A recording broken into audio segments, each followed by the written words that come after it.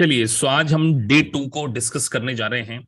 So basically धीरे धीरे सभी स्टूडेंट ज्वाइन कर रहे हैं। सो आज का डे बहुत इंपॉर्टेंट। पहले दिन हमने थोड़ा सा प्लान के बारे में डिस्कस किया, किस तरीके से हम लोगों को स्टडी करना चाहिए। सो आज मैं आपके सामने थोड़ा सा स्टडी प्लान के बारे में भी डिस्कस करने जा रहा हूं। आई गेस मेरी आवाज सभी को प्रॉपरली ऑडिबल होगी, मैंने माइक वगैरह ठीक लगाया है और आपको स्क्रीन भी विजिबल होगी। So US CPA study plan 2023 के बारे में हम बात करने जा रहे हैं। तो सबसे पहले आपको यह बिल्कुल श्योर होना है कि आपको 2023 में सीपीए बनना है। उसका बहुत बड़ा रीजन है 2024 में सिलेबस में चेंज आ रहा है। 3 आपके कोर मॉड्यूल होने वाले हैं, फार, रेगुलेशन और ऑडिट। और उसके बाद बीसी सेगमेंट पूरी तरीके से हटने के बाद आपको 3 सेगमेंट दिए जा रहे हैं। उन 3 सेगमेंट में से आपको चूज करना है। तो वो एक सेपरेट मैटर है, उसके बारे में आज हम कोई डिस्कस नहीं करने वाले, बिकॉज मैं अभी 2023 प्रेजेंट में ही बात करना चाहता हूं। 2024 के रिस्पेक्ट में बात नहीं करना चाहता हूं, क्योंकि ये लाइव क्लास है। तो अभी हम क्लास के पॉइंट ऑफ व्यू से बात करें, और मेरा ऐसा मानना है कि 2023 के कंप्लीट होने के पहले पहले आप लोग फार, ऑडिट और रेगुलेशन या BC, what ever is your choice, और चारों भी पास कर सकते हैं। तो रियलिस्टिक होकर अगर हम बात करें तो ये फिजिबल है, डेफिनेटली फिजिबल है, ऐसी बात नहीं है। 11th मंथ में सीपीए बना जा सकता है। लेकिन क्या सर हम एक वर्किंग प्रोफेशनल हैं और 8 to 10 आवर की जॉब के बावजूद भी ये पॉसिबल है क्या? तो यस, इसका आंसर भी यस है, पॉसिबल है।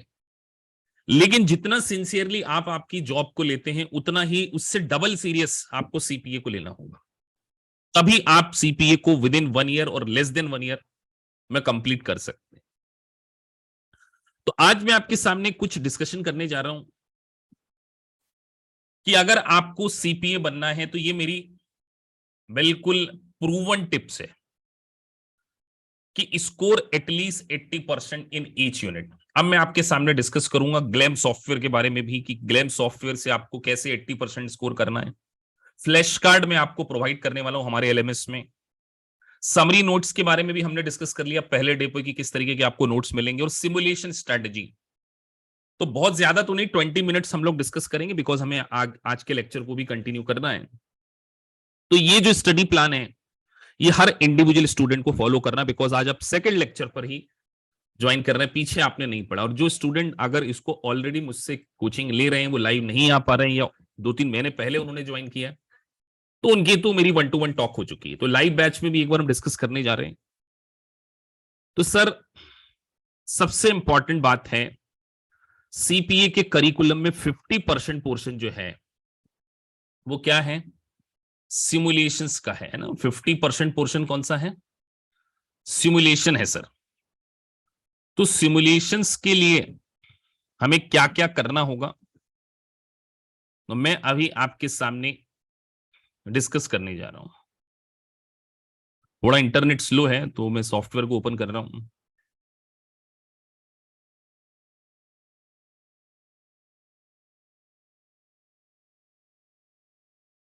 अब अगर हम बात करें सर, क्या ग्लैम के में से ही क्वेश्चन आते हैं? बहुत सारे स्टूडेंट का क्वेश्चन हो सकता है कि सर मार्केट में तो कुछ लोग बोलते हैं कि बेकर से पढ़ना चाहिए, मार्केट में कुछ बोलते हैं सर ग्लैम बढ़िया है। बहुत सारे इंस्टीट्यूट ने अपने अपने सॉफ्टवेयर भी बनाए हुए हैं, कोई सर्जेंट बोल रहा है, कोई कुछ बोल रहा है। सबसे पहली बात, सॉफ्टवेयर का कोई लेना देना नहीं है पास होने से। बहुत सारे ऐसे स्टूडेंट जो कि अदर इंस्टीट्यूट से हमारे इंस्टीट्यूट को ज्वाइन करते हैं, उनके पास बेकर होता है, किसी के पास वाइली होता है, किसी इंस्टीट्यूट का नाम नहीं लेंगे, उनका खुद का एलएमएस होता है। तो क्यों, क्या केवल बुक से ही पास हुआ जा सकता है? एक सॉफ्टवेयर किताब कोई डिफरेंट नहीं होगी। यूएस गैप मतलब यूएस गैप। अब यूएस गैप में मैंने जैसे आपको पहले डे पर रिटेन अर्निंग पढ़ाई है, तो क्या ग्लैम रिटेन अर्निंग को अलग बोलता है, बेकर रिटेन अर्निंग को अलग बोलता होगा क्या? बिल्कुल भी नहीं। रिटेन अर्निंग मतलब retain earning, accumulated profit, other comprehensive income, other comprehensive income सब जगह एक ही है। तो सॉफ्टवेयर कोई मैटर नहीं करता आपके लिए कि आप किस सॉफ्टवेयर से पढ़ रहे हैं, लेकिन सॉफ्टवेयर जो भी आप यूज कर रहे हैं, they all are review providers, उसका सही यूटिलाइजेशन बड़ा इंपॉर्टेंट है। और कई बार स्टूडेंट उसका सही यूटिलाइजेशन नहीं कर पाते, इस कारण भी फेल हो जाते हैं। तो एक ये भी इंपॉर्टेंट बात है कि हमें सॉफ्टवेयर को सही यूज करते आना चाहिए। थोड़ा सा नेट स्लो चल रहा है तो सॉफ्टवेयर ओपन नहीं हो रहा, जस्ट मिनट। चलिए, सो हम थोड़ा सा डिस्कस कर रहे हैं कि जब भी आप क्वेश्चन को करने जाएं तो आपके पास सॉफ्टवेयर में आपको कैसे करना है। एक होगा आपका प्रैक्टिस एग्जाम, स्क्रीन विजिबल होगी आएगी सभी को। सो सर, एक होगी आपके पास प्रैक्टिस एग्जाम, परफॉर्मेंस स्टैटिस्टिक और स्टडी सेशन। तो जैसे अभी हमने पहले डे पर केवल डिस्कस किया है बैलेंस शीट को, ये बैलेंस शीट को हमने डिस्कस कर लिया, ऑलमोस्ट फिनिश है, मतलब 5 मिनट का लेक्चर और बचेगा, उसको फिनिश करके हम इनकम स्टेटमेंट में आएंगे। अब बैलेंस शीट के अंदर 33 क्वेश्चंस हैं। सर ये 33 क्वेश्चन बैलेंस शीट में आपके हर एरिया को चेक करने वाले हैं। तो आपने क्या करना है, जैसे मेरा पहला लेक्चर वॉच किया या लाइव क्लास में आप आए, आपने उस क्लास को अटेंड किया, 33 मल्टीपल चॉइस क्वेश्चन आपने यहां पर जाना है। आपने 33 मल्टीपल चॉइस क्वेश्चन का एक टेस्ट बनाना है और हमेशा चूज करें standard order, glam standard order. Next कीजिए, यूज मैक्सिमम करके 33 क्वेश्चंस का आप एक टेस्ट बना लीजिए। अब जब 33 क्वेश्चंस आपके आ गए सामने, आपने एक एक करके क्वेश्चंस को सॉल्व करना है। जैसे, और मैंने आपको प्रीवियस लेक्चर में बताया था कि आपको बॉटम से स्टार्ट करना चाहिए करंट एसेट्स, और आई गेस हम लोगों ने सॉल्व किया था तो 2,25,000 आंसर आया था। तो अब स्टूडेंट क्या गलती करते हैं, ये इसको रीड नहीं करते हैं। कई बार आपकी अप्रोच ये होनी चाहिए कि सर, हम अगर हमारा कोई भी क्वेश्चन रॉन्ग होता है तो रॉन्ग क्वेश्चन का हम क्या करेंगे, पूरा का पूरा एक बार उसका सॉल्यूशन को आपको क्या करना है, रीड करना है। और उस सॉल्यूशन को रीड करने के बाद अगर आपका कोई कॉन्सेप्ट वीक है तो वो ऑलरेडी स्ट्रांग हो जाएगा, उसके आपको नोट्स बना लेना चाहिए। सर हम फिर सेकंड क्वेश्चन पे गए, हमने फिर किया, हमारा क्वेश्चन फिर सही हुआ। तो ऐसे करते हुए हमने सारे क्वेश्चंस एक बार में कर लिए। रेंडमली मैं क्लिक करते जा रहा हूं, मुझे नहीं पता क्या आंसर, जानबूझ के कुछ गलत भी हो जाएंगे, कुछ सही भी हो जाएंगे। आपने अपना समय लेते हुए क्वेश्चंस को सॉल्व करना है। अब जब आपने ये 33 क्वेश्चन सॉल्व कर लिए तो यहां पर आपकी ग्रेड रिपोर्ट आ जाती है। इस ग्रेड रिपोर्ट पे आप क्लिक करें और देखें कि हर क्वेश्चन में आपका टाइम आप कितना ले रहे हैं। जैसे 33 क्वेश्चन में सभी मैंने 6 क्वेश्चन आंसर दिए, स्टूडेंट भी यही करते हैं, थोड़ी देर बैठे फिर उठ गए। ऐसा काम आपको नहीं करना है, आपको 33 क्वेश्चन को एटलीस्ट 1.5 आवर में कंप्लीट करना है। जब आपके पास 1.5 आवर या 2 आवर हो, 33 क्वेश्चन को सॉल्व कीजिए और देखिए कि पहली अप्रोच में जैसे ही अभी हमारी बैलेंस शीट कंप्लीट हो गई है, आज हमने बैलेंस शीट को कंप्लीट कर लिया, तो ये 33 क्वेश्चंस आपके सही हो रहे हैं कि नहीं हो रहे हैं। उसके बाद जब आप वापस से अगली यूनिट की ओर जाएंगे, फिर से हम जाते हैं टेस्ट प्रिपरेशन पे। सर हमने 33 क्वेश्चंस कर लिए, जब आपने हमें इनकम स्टेटमेंट पढ़ा उसके 25 क्वेश्चन कर लिए, ये हो गया। फिर हमने कॉम्प्रिहेंसिव इनकम में 21 क्वेश्चन कर लिए। ऐसे हमने सारे क्वेश्चंस को एक बार कर लिए। उसके बाद आपको सीधे के सीधे ये 106 क्वेश्चन, उसके लिए एक प्रैक्टिस एग्जाम देनी है। कैसे देंगे सर वो एग्जाम? अब शुरू होते हैं प्रैक्टिस एग्जाम। प्रैक्टिस एग्जाम में ये यहां पर सीधे 106 क्वेश्चन पे आप क्लिक कीजिए, नेक्स्ट।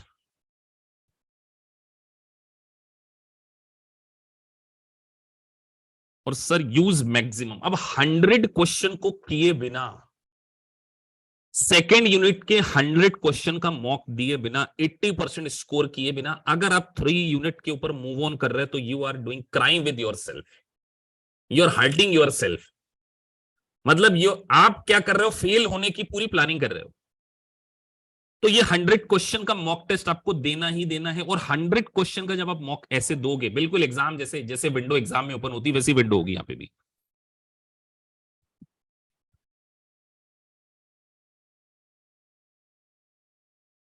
थोड़ा सा इंटरनेट स्लो है,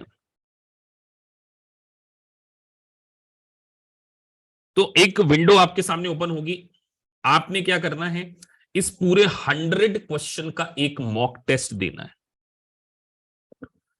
तो आपको स्टडी प्लान में सबसे इंपॉर्टेंट बात यही है, सबसे पहली बात, फर्स्ट स्टेप, आपको मेरे लेक्चर वॉच करने के बाद हर सब यूनिट के क्वेश्चन सॉल्व करना है। सब यूनिट के क्वेश्चन, उसके बाद एक एग्जाम देनी है unit wise. Unit wise sir एक एग्जाम देंगे 100 एमसीक्यू की, और कोशिश करेंगे कि हमारा स्कोर मिनिमम 80 टू 85 आ ही जाए। ये आपकी अप्रोच होनी चाहिए। जैसे ही आप मॉक देंगे ऐसे आपका मॉक हो जाएगा, यहां पे समय चल रहा होगा। अब स्टूडेंट क्या करते हैं, मॉक टेस्ट 100 क्वेश्चन का नहीं देते हैं, 5 क्वेश्चन का देते हैं, 10 क्वेश्चन का देते हैं, 15 क्वेश्चन का देते हैं। गलत अप्रोच। कोई भी एग्जाम में आप आधा घंटा पढ़ के 15 मिनट पढ़कर पास नहीं हो सकते बेटा। तो 100 क्वेश्चन के लिए आपको चाहिए होगा समय, सर 2.5-3 घंटे बैठना पड़ेगा। तो इसीलिए तो संडे सैटरडे के आपके पास जो समय है 3 घंटे 2.5 घंटे, जितना what ever time you can spend, आप ये 100 क्वेश्चंस को क्या करें। जैसे ही आप 100 क्वेश्चन का टेस्ट देंगे, रेंडमली मैं यहां पे अगेन क्लिक कर रहा हूं,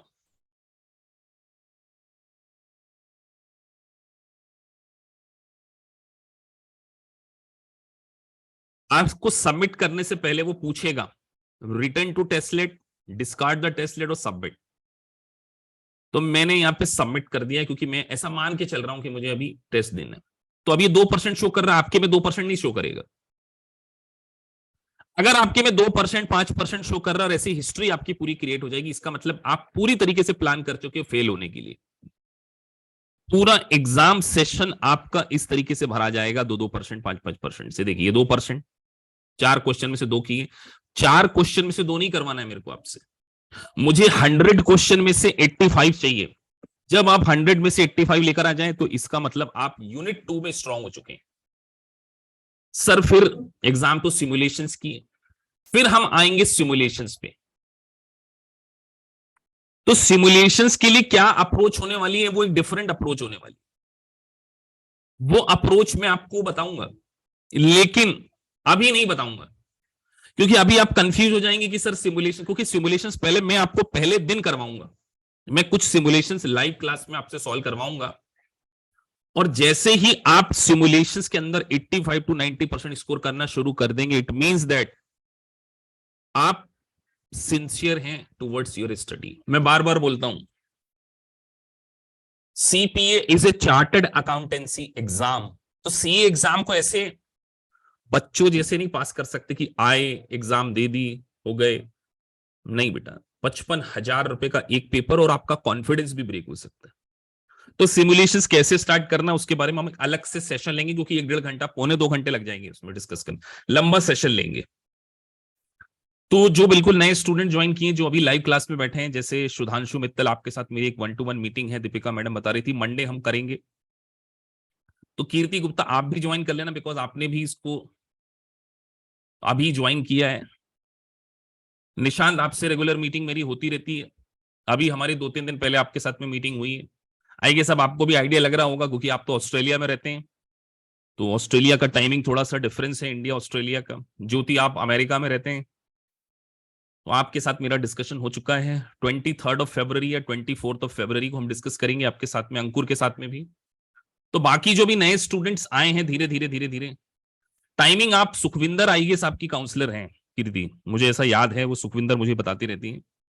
तो डेफिनेटली हम उसको अभी सुधांशु से भी अभी दीपिका मैडम डिस्कस कर लेगी, तो कॉमन टाइम पे आप दोनों को बुला लेंगे ताकि हम डिस्कशन कर सके कि आपको किस तरीके से अपनी स्टडी को और प्लान करना चाहिए। तो एक ब्रीफ में मैंने आपको दिया कि आपका आज के बाद टारगेट क्या होगा सर।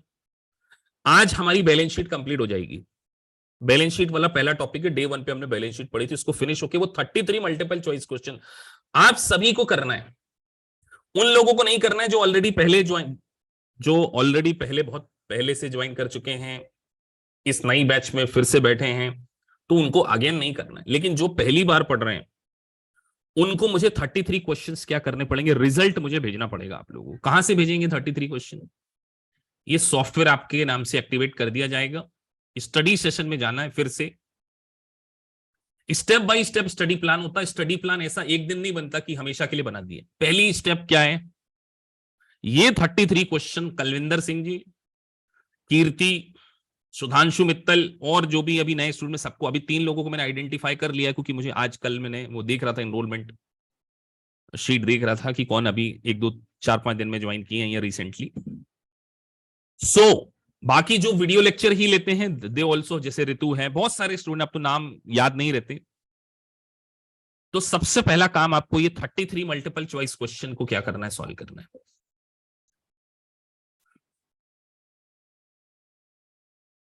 सो ठीक है सुधांशु, आपने लिखा है लेट नाइट, अभी डिस्कस करते हैं। कोई मीन वाइल तो मैं सैटरडे संडे एक्चुअली बहुत ज्यादा पैक शेड्यूल होता है, मैं आपके साथ में डिस्कस करता हूं अभी थोड़ी देर में। So now 33 multiple choice question आपको करना है।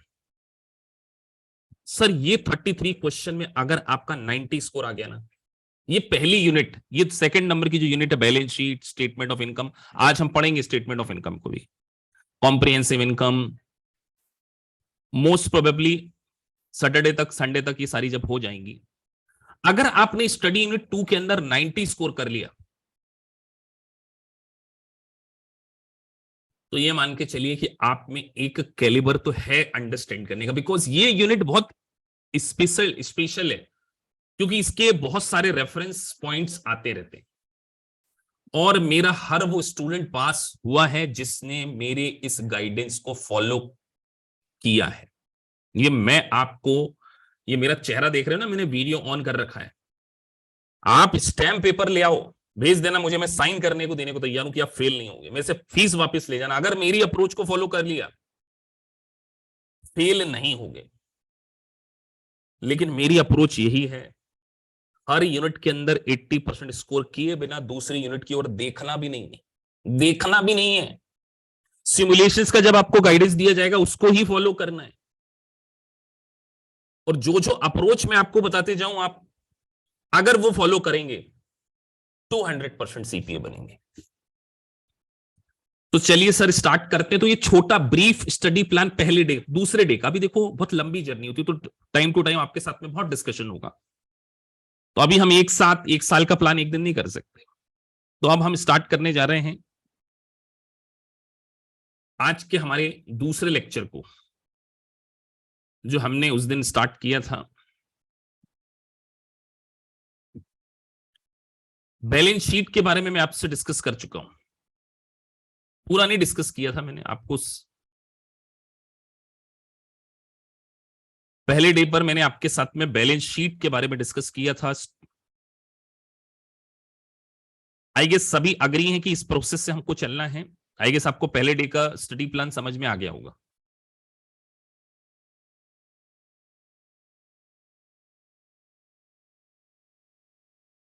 तो हमने प्रीवियस लेक्चर में करंट एसेट्स के बारे में डिस्कशन कर लिया था।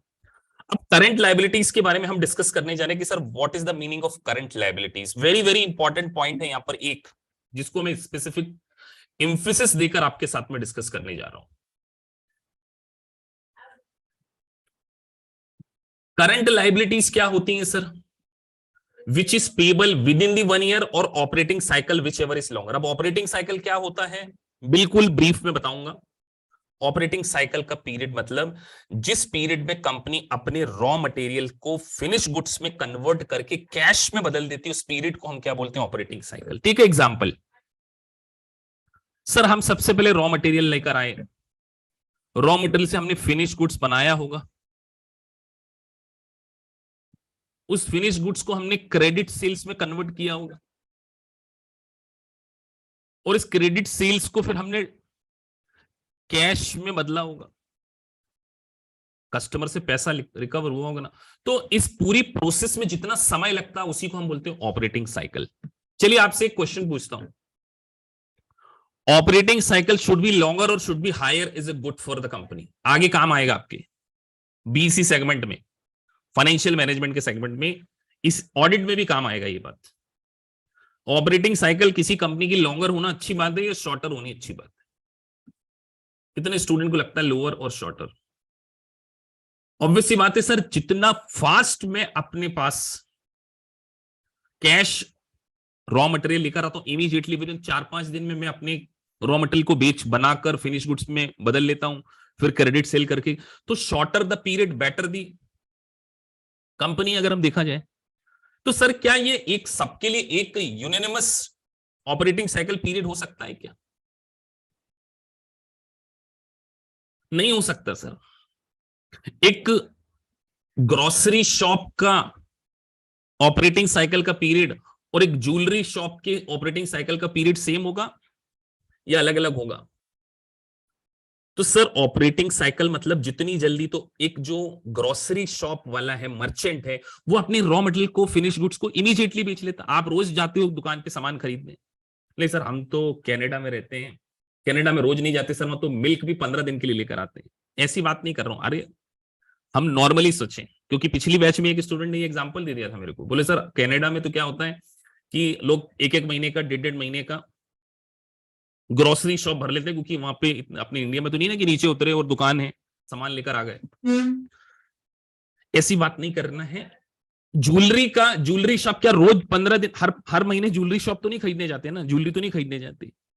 तो सर ज्वेलरी शॉप का बिजनेस, जो ज्वेलरी का बिजनेस कर रहा है, उसका ऑपरेटिंग पीरियड बहुत लंबा होगा, उसके बाद लॉन्गर पीरियड ऑफ स्टॉक होगा, उसके पास इन्वेंट्रीज ज्यादा होंगी, उसका गुड्स इतनी जल्दी कंज्यूम नहीं होता है।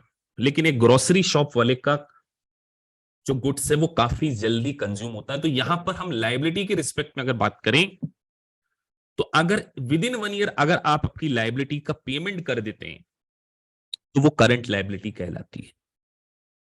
और सर अगर आफ्टर 1 ईयर करते हैं तो उसको नॉन करंट लायबिलिटी बोलते हैं। बट इंपॉर्टेंट लाइन एक यहां पर और है सर, करंट लायबिलिटीज के एग्जांपल ट्रेड पेबल्स हो सकता है, वेजेस पेबल हो सकता है। अब एक एग्जाम में क्वेश्चन आया था, trade payable versus other payable के बीच में डिफरेंस क्या है?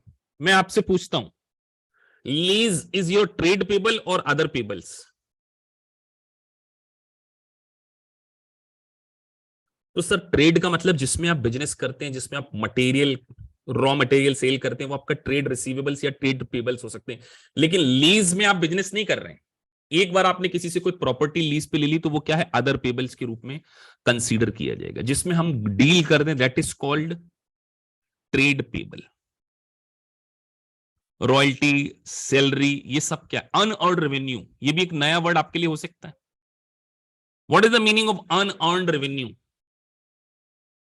अनअर्न्ड रेवेन्यू का मतलब हो सकता है कि मैंने किसी से एडवांस में कोई पैसा ले लिया और अभी मैंने सर्विसेज परफॉर्मेंस नहीं दी, that is called unearned revenue. It's also current liabilities.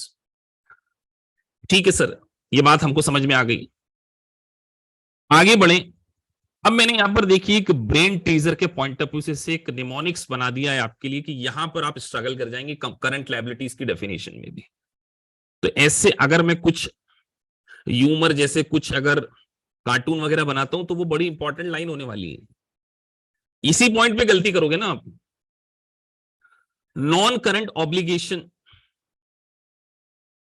देखिए यहां पे क्या लिखा, non current obligation callable by the creditors because of debtors violation of debt agreement in the balance sheet are classified as a current. अब मैं condition आपको बताता हूं। मैंने एक बैंक से लोन लिया, बैंक से लोन लिया 5 लाख रुपीस का, और वो मुझे 5 साल के लिए मिला है। लेकिन एक वर्ड में यूज कर रहा हूं, डेट कॉन्वेंट्स। क्या वर्ड यूज कर रहा हूं, डेट कॉन्वेंट्स। ये बड़े काम की चीज है। कॉन्वेंट्स का मतलब होता है कंडीशंस। बैंक ने मेरे साथ एक कंडीशन डाल दी कि आप कभी भी आपका करंट रेशो जो है, करंट रेशो का फॉर्मूला सबको पता है, करंट रेशो कभी भी 1.5 से ज्यादा नहीं होना चाहिए। बैंक ने कंडीशन डाल दी। करंट रेशो का फॉर्मूला सबको पता होना चाहिए, सीए अपॉन में सीएल है ना, current assets upon current liabilities. तो बैंक ने कंडीशन डाल दी कि अगर आपका करंट रेशो कभी भी 1.5 से ज्यादा हो गया, मतलब आपने अपनी लायबिलिटीज को ज्यादा बढ़ा दिया, असेट कम हो गई, तो जो लोन 5 साल का पेबल था, 5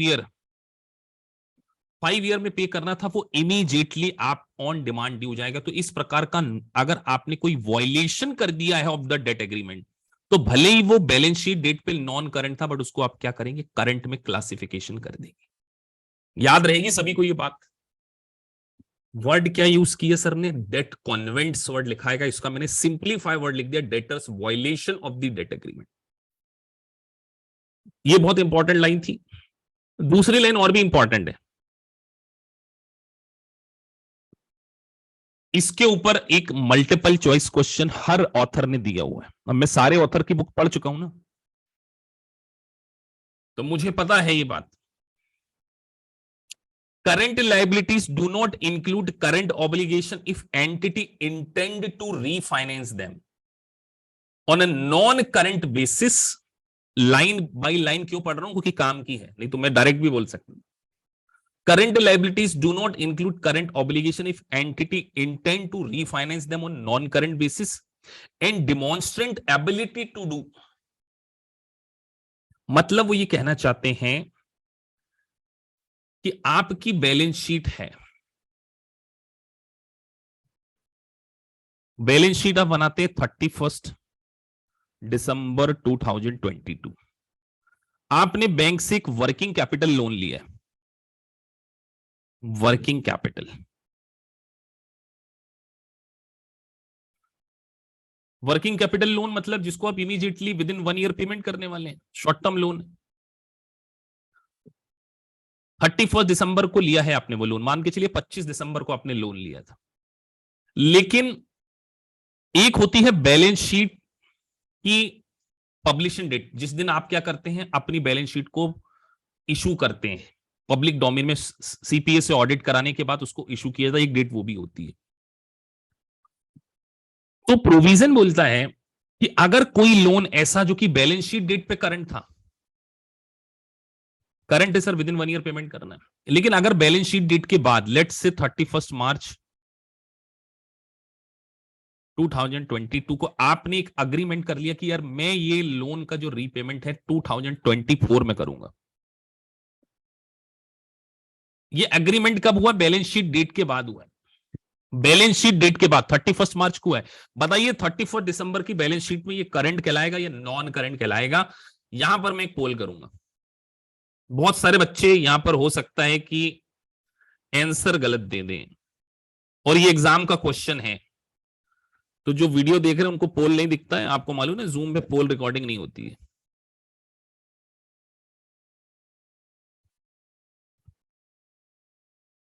मैंने जल्दी में लिख दिया करंट और नॉन टू, उसको बस आप आंसर दे देना। आंसर दे दो बेटा फटाफट। पूरी उम्मीद है क्लास में कुछ बच्चे गलत देंगे, बस उन्हीं बच्चों को सिखाने के लिए पोल ऑर्गेनाइज किया। सबकी चैट में कई बार नाम आइडेंटिफाई नहीं हुआ। मैंने क्या बोला, बैलेंस शीट डेट पर तो वो लोन करंट पोर्शन था, लेकिन हमने एग्रीमेंट कब किया है, 31 मार्च 2022 को। बेटा ये भी ध्यान रखना, देखो 45 स्टूडेंट करंट लिख रहे हैं और 55 स्टूडेंट नॉन करंट लिख रहे हैं, और कुछ लोग जो कि बिल्कुल न्यूट्रल रहते हैं, एक होते राइट विंग, एक होते लेफ्ट विंग, और एक होते मीडियर, जो आंसर नहीं देते। कुछ ऐसे हर बार ऐसे 4-5 बच्चे मुझे क्लास में मिलते हैं जो भीड़ से बिल्कुल अलग चलते हैं, रेंचो हैं वो 5 लोग आंसर नहीं देंगे तो उनको इग्नोर मान लिया जाए। तो बाकी 58% कह रहे हैं नॉन करंट और 42% कह रहे हैं करंट। एंड कर दिया जाता है पोल और आपके सामने रिजल्ट कर दिया जाता है शेयर। तो इसका मतलब क्लास में कंफ्यूजन है। चलिए तो वापस से थ्योरी को पढ़ ले सर, आंसर तो दूंगा।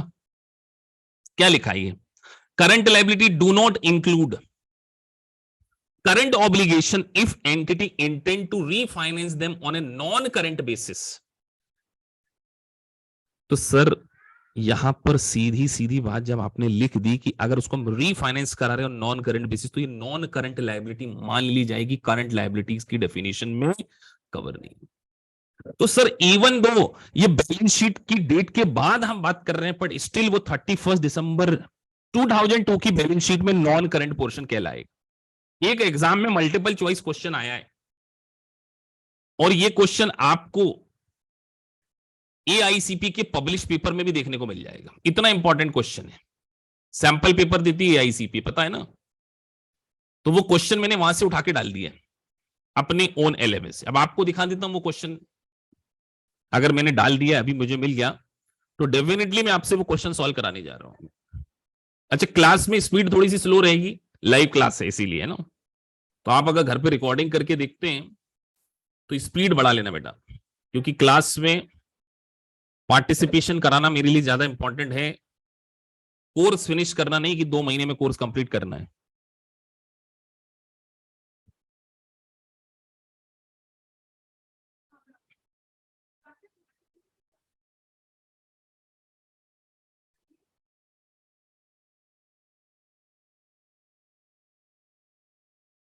वो क्वेश्चन इतना इंपॉर्टेंट है कि मैं बहुत सारे स्टूडेंट मुझसे डाउट में पूछते हैं वो। चलिए वो यही क्वेश्चन है और एआईसीपी के पब्लिकेशन का क्वेश्चन है और सारे ऑथरों ने भी दिया हुआ है, वाइली, ग्लैम, सर्जेंट, सब कुछ में दिया हुआ है। चलिए आप लोग इसका आंसर दीजिए। सभी को आंसर लिखना कंपलसरी है क्लास में। चैप्टर खत्म, फिर बैलेंस शीट खत्म, 33 क्वेश्चन आपसे बन जाएंगे।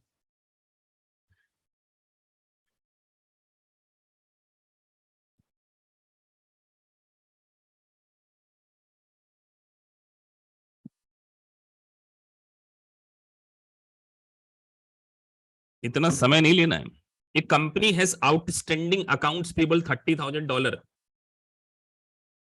and short-term construction loan is the amount of $100,000 at the year end. The loan was refinanced through issuance of long-term bond after the year end, but before the issuance of financial statement। इसको, इस line के बारे में मैंने आपको बताया कि हमने इसको रीफाइनेंस करा लिया है। चलिए क्लास में कितने स्टूडेंट पॉजिटिव इंटेंट के साथ आंसर देना चाहते हैं?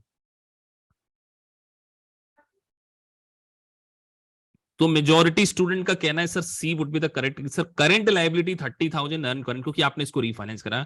तो बधाई के पात्र हैं कि आप सभी ने इस सीपीए की एग्जाम का एक मल्टीपल चॉइस क्वेश्चन सही कर लिया। तो इससे आपको ये आइडिया लग गया ना सर कि अगर हमारे कॉन्सेप्ट क्लियर हैं तो हमारी स्पीड ऑफ सॉल्विंग भी बन जाती है। ये क्वेश्चन थ्योरी क्वेश्चन की डेफिनेशन में से 40% क्वेश्चन एग्जाम में आ जाते हैं कई बार। तो आपको अगर मैं ये नोट्स दे दे के ये जो बना रहा हूं, ये आपके लिए वरदान साबित होने वाले हैं, ये समझिए। सब कुछ डाल देंगे हम इसमें, मतलब 2024 के ऑनवर्ड्स, क्योंकि ये लाइव बैच है, इसके पहले रिकॉर्ड हो चुकी है। आपका पास होना श्योर है अगर आप इसको फॉलो करते हुए चलते। ये लाइन में वही लिखा, देखिए, रीफाइनेंस में बी डिमॉन्स्ट्रेट भाई। अब अगर आप घर पे जाएं और ऐसे नोट्स ना बनाएं तो अब आपको आज के बाद करंट लायबिलिटी से रिलेटेड कोई भी क्वेश्चन आपका गलत नहीं होना चाहिए। मैं आपसे पूछता हूं deferred tax is a current liabilities और नॉन करंट लायबिलिटी? ये भी मैंने बताया हुआ है। Deferred tax, sir deferred tax is also non current liabilities. Very good. तो सभी बच्चों को पता है। थोड़ा सा बैटरी उसकी जा रही है लैपटॉप की, 2 मिनट में जाते हैं, चेंज कर लेते हैं, मतलब रिचार्ज कर लेते हैं। अगला एक और पॉइंट है, ये जो है ना, ये टेक्निकल पॉइंट के लिए अलग से उसको ब्लैक किया है।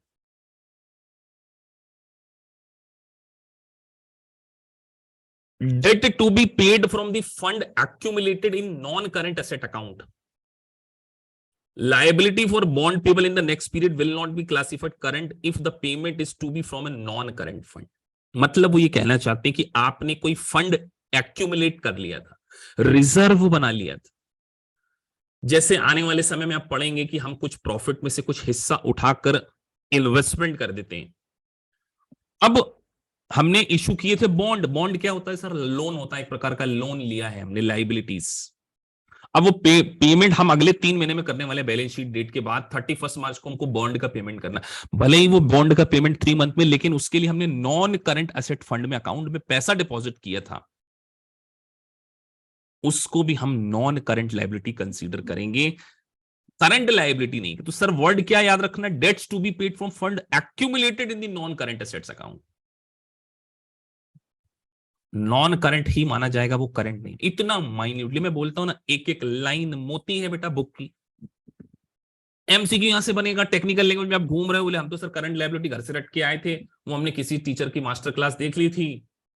Current liability means within 1 year और operating cycle whichever is longer. बस वही पॉइंट अगर आपके दिमाग में गूंज रहा था, तो उसके बियॉन्ड भी है, वो बियॉन्ड ही हमें पढ़ना है। तो ऊपर ऊपर से पढ़ने से कुछ नहीं होगा बेटा, डिटेल स्टडी। इसलिए मैंने आपसे बोला है कि एक एक लाइन को आप कई बार बुक्स में पढ़िए। अब सर नॉन करंट लायबिलिटीज क्या हो सकती है, जिसका पेमेंट मोर देन 1 ईयर किया जाता है। तो बहुत सारे एग्जांपल है, लीज लायबिलिटीज हो सकती है, रिटायरमेंट बेनिफिट्स हो सकते हैं, वारंटी एग्रीमेंट। एग्जाम में केवल वारंटी लिखा और लिखा, ऑब्लिगेशन अंडर प्रोडक्ट और सर्विस, ये लॉन्ग टर्म लायबिलिटीज है, non current. Deferred tax liability कल मैं आपसे बोल रहा था, अभी ये वर्ड आपके लिए नया होगा, इंटर पीरियड टैक्स अलोकेशन। अभी बेटा छोड़ दो, क्योंकि डेफर्ड टैक्स में पढ़ाएंगे ना इंटर पीरियड टैक्स अलोकेशन क्या होता है, नहीं तो डाइवर्सिफाई हो जाएंगे। लेकिन इतना पता है, deferred tax, advance for non current commitments provide goods और सर्विसेज, कोई डेफर्ड रेवेन्यू है, दीज ऑल आर नॉन। तो सर पहली यूनिट की सब यूनिट खत्म हो गई। अब बिलीव मी, अब भी आप अगर वो 33 क्वेश्चन नहीं करते हो टाइम पीरियड में, संडे तक आपके हो जाना चाहिए। ये 33 क्वेश्चन जो मैंने आपको अभी एक एक लाइन 1.25 घंटे में, उस दिन भी 1.5 घंटे की क्लास थी हमारी, आपने आज घर जाना है, बढ़िया आराम से फ्री माइंड से बैठना है और सर क्वेश्चन को करना है।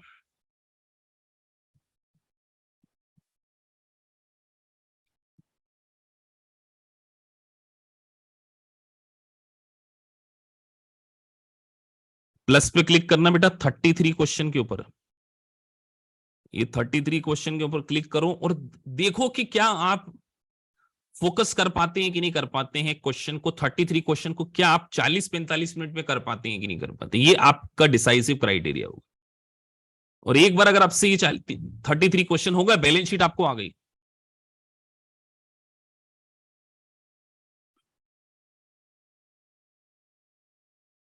ये तो जस्ट अभी आपने किया। अब ऐसे बड़े क्वेश्चन ये भी हम कर चुके हैं पिछले लेक्चर में। अब देखिए बार बार वही डेफिनेशन आ रही है, टोटल एसेट्स, सारे क्वेश्चन उसी प्रकार के। Current liability, what is the amount should be include. अभी करंट लायबिलिटी सेगमेंट पढ़ के आ रहे हैं, चलिए आंसर दीजिए लाइव क्लास में, कि अभी आप आंसर दे पाते हैं कि नहीं दे पाते। आप सोचिए, मैं जब तक चार्जर लेके आ रहा हूं।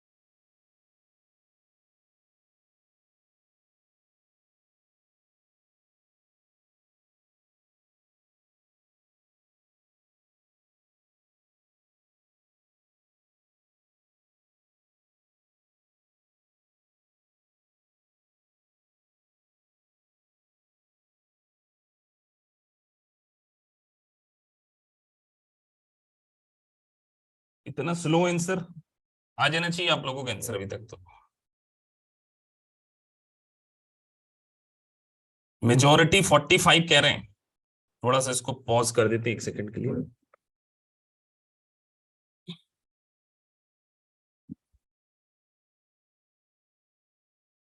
रिकॉर्डिंग ऑन कर देते हैं वापस से। सर आपने हमें एक बात बताई थी कि नीचे पढ़ो 31 दिसंबर ईयर 6 की बैलेंस शीट। तो 15,000 मतलब एक साल के अंदर जो ड्यू रहा 15 और 25 40। अब ये डिस्काउंट है, डिस्काउंट तो बॉन्ड में से, अब ये बीच में कई बार ऐसे टेक्निकल पॉइंट आ जाते हैं, बॉन्ड में हमने डिस्काउंट इशू किया तो ये नेट ऑफ करना पड़ेगा हमें, तो बॉन्ड इशू किए थे उसी से रिलेटेड डिस्काउंट है, तो इसको नेट ऑफ कर देंगे तो 22 प्लस 15 37, और डिविडेंड पेबल इन 7 ईयर 37 और 8 45, और ये तो 8वें साल में, तो नॉन करेंट है, तो 45 इज द करेक्ट आंसर। तो बी वाले भी बहुत सारे थे, बट हमारा आंसर क्या होना चाहिए। अब आप यहां गलती कर जाते, अब आप क्या करेंगे, कभी ये सॉल्यूशन को पढ़िए, discount is subtracted from the face amount of the bond.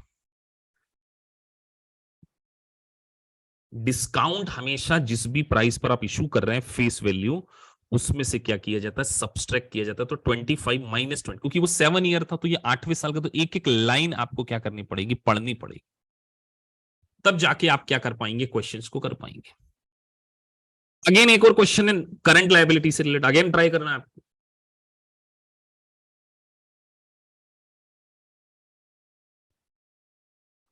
फिर से देखिए क्या लिखा है, बैलेंस शीट की last date year 6 balance sheet, तो सर फटाफट आए 7 वाले, अब आपको देखना 8वां वाला तो वैसे ही नहीं आएगा, और डेफर्ड टैक्स लायबिलिटी अभी हम बता चुके हैं, अब आप क्लास में आंसर दीजिए।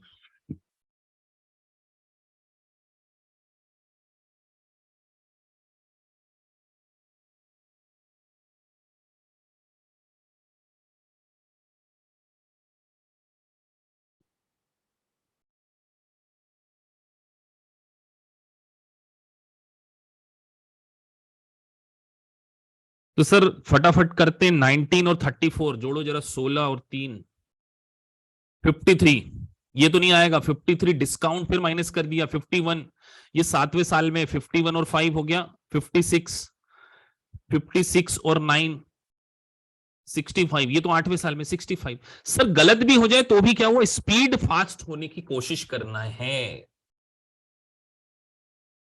अगर आप ये सारी, और उसके बाद आपकी ये ग्रेड रिपोर्ट अगर आपका स्पीड दिखाएगी ना, देखो यहाँ पे टाइम भी दिखाता है वो, अभी तो मैं इसको रेंडमली सबमिट कर दे रहा हूं। अब आप पता चले 2 क्वेश्चन में करें और थक गए, सर अभी तो यहाँ 100% आ रहा है तो आप खुश हो गए, लेकिन 100% खुश नहीं होना है, क्योंकि आपने 2 ही क्वेश्चन किए बेटा, तो काय की खुशी, गम है मेरे लिए, क्योंकि आप बैठ नहीं सकते 33 क्वेश्चन के लिए, समय भी आएगा आपका किस डेट पर, और यही मैं आपको ऑब्जर्व करूंगा कि हाउ सीरियस यू आर, किस किस डे पर आप पढ़ाई करते हैं, क्या क्या आपका अप्रोच होती है, ये सारी चीजें मुझे आपसे फुल प्रूफ चाहिए बेटा, फुल प्रूफ।